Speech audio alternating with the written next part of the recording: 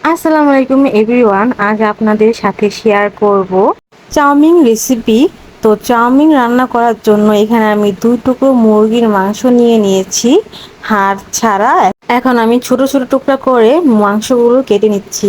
এখন মাংসটাকে একটু মেরিনেশন করে নিব। আমার ঘরে যা যা ছিল তাই দিয়ে আজকে আমি চাউমিন রান্না করব। তো প্রথমে আমি সয়া সস আর লাল মরিচের গুঁড়ো আর কিছুটা কর্নফ্লাওয়ার দিয়ে এখন মেরিনেশন করে ফ্রিজে রেখে দিব, নর্মাল ফ্রিজে। আপনারা চাইলে গোলমরিচের গুঁড়ো, টমেটো সসও দিতে পারেন। আসলে বাসায় ছিল না তাই দেয়নি। এখন ফুটন্ত গরম পানিতে আমি কিছুটা লবণ দিয়ে দিব। ফুটন্ত গরম পানিতে চাউমিন বা নুডলস, পাস্তা যেগুলো সিদ্ধ করেন ঝরঝরে হয় আর ভালো হয়, লেগে যাওয়ার কোনো চান্স থাকে না। এখন আমি চাউমিনগুলো দিয়ে দিব এই ফুটন্ত গরম পানিতে। এই চাউমিনটা বেস্ট, খেতে অনেক মজা হয়। এই তো চাউমিনটা প্রায় সিদ্ধ হয়ে এসেছে, আমি একটাবার নেড়ে নিচ্ছি। এখন আমি উঠিয়ে নিব। তারপর একটা ডিম ভেঙে নিব। এখন কিছুটা লবণ দিয়ে ফেটিয়ে নিব। আপনারা চাইলে 2টা ডিমও ইউজ করতে পারেন। তারপর আমি কড়াইতে কিছুটা তেল গরম করে ডিমটাকে ছেড়ে দিব। এখন খুরচুনের সাহায্যে ডিমটাকে ঝুরঝুরে করে নিব। ডিমটা ভাজা হলে এখন আমি উঠিয়ে নিব।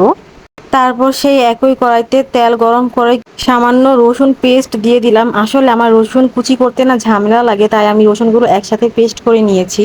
এখন ভালোভাবে ভেজে নিব রসুনটাকে। ভেজে নেওয়া হয়ে গেলে এখন আমি পেঁয়াজ কুচি আর কাঁচামরিচ দিয়ে দিব। এখন ভালোভাবে পেঁয়াজটাকে ভেজে নিব। পেঁয়াজটাকে ব্রাউন করে ভেজে নিব। ভাজা হয়ে গেলে পরিমাণ মতো লবণ দিয়ে দিব। তারপর আবার একটু নেড়ে চেড়ে নিব। এখন দিয়ে দিব মেরিনেশন করা মুরগির মাংসগুলো। এখন একটু নেড়ে চেড়ে নিব আর মাংসগুলোকে ভালোভাবে ভেজে নিব। আপনারা চাইলে অন্যান্য সবজি অ্যাড করতে পারেন। এখন দিয়ে দিব 1 চামচের মতো টমেটো সস। তারপর আবার একটু নেড়ে চেড়ে নিব, সবগুলো একসাথে মিশিয়ে নিব। আমার রেসিপিতে একদিন ট্রাই করবেন, খেতে অনেক মজা হবে ইনশাআল্লাহ। এখন ঝালের জন্য আমি এখানে গুঁড়ো মরিচ দিয়ে দিব। আপনারা যে যতটুকু ঝাল খেতে চান ততটুকু কিন্তু দিতে পারেন। এখন দিয়ে দিব ঝুরঝুরে করা ডিমগুলো। তারপর সবকিছুর সাথে মিশিয়ে নিব। কিছুক্ষণ রান্না করার পর এখানে আমি 2 প্যাকেট স্বাদ ম্যাজিকের মশলা দিয়ে দিব। মশলাগুলো ভালোভাবে মিশিয়ে নিব। তারপর দিয়ে দিব সিদ্ধ করা চাউমিন। রান্নার লুকটা দেখতেই তো কত সুন্দর হয়েছে, খেতে তো আরো বেশি মজা হবে। এখন আমি চাউমিনগুলো সবগুলো মশলার সাথে আমি মিশিয়ে নিচ্ছি।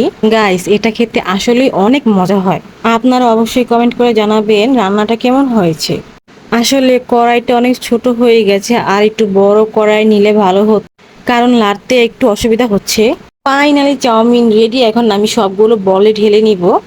গাইস, আজকে আমি এক বল চাউমিন রান্না করেছি, যে কি অনেক বড় শেফ মনে হচ্ছে। আসলে আমি একটু মজা করছি। চাউমিনটা দেখে কার কার লোভ লাগছে খেতে অবশ্যই কিন্তু কমেন্ট করে জানাবে। আর বাসার সবাই চাউমিনটা খুব খুব পছন্দ করেছে আলহামদুলিল্লাহ। আমি তো নিজেই বিশ্বাস করতে পারছি না আমি এতগুলো চাউমিন, তাও আবার এত মজা করে বানিয়েছি। আপনারাই বলুন চাউমিনটা দেখতে কেমন হয়েছে। আজকে এই পর্যন্তই। সবাই একটা লাইক, কমেন্ট, শেয়ার করে দিবেন। আল্লাহ হাফেজ।